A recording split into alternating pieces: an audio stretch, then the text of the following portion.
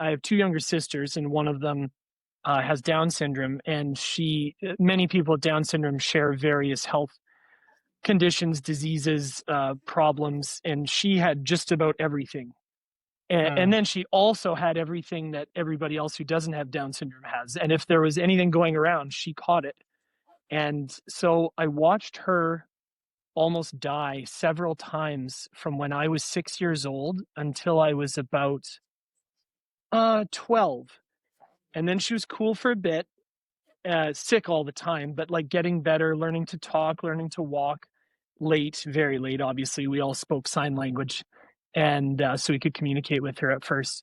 But then she caught up with her again, and she got stage 4 ovarian cancer. And Make a Wish Foundation sent us to Disney World on the "Your sister's gonna die" goodbye trip, and then she didn't die.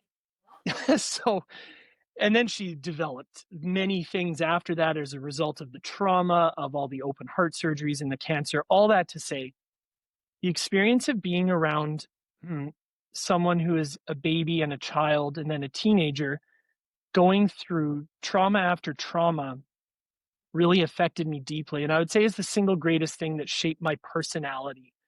Mhm. The idea of what is hard and what is not. Watching someone suffer with a lot of dignity.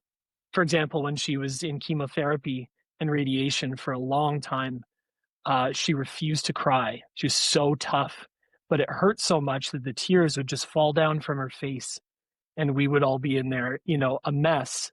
But I would be looking at her thinking, wow, I want to be just like you. So that had a big shaping influence on me by the time I got to grade 8 and told my parents to never speak to me about school or getting a job or things like that again. It really made me want to find out what is the truth, if there is one, uh, Yeah. about these feelings that I have.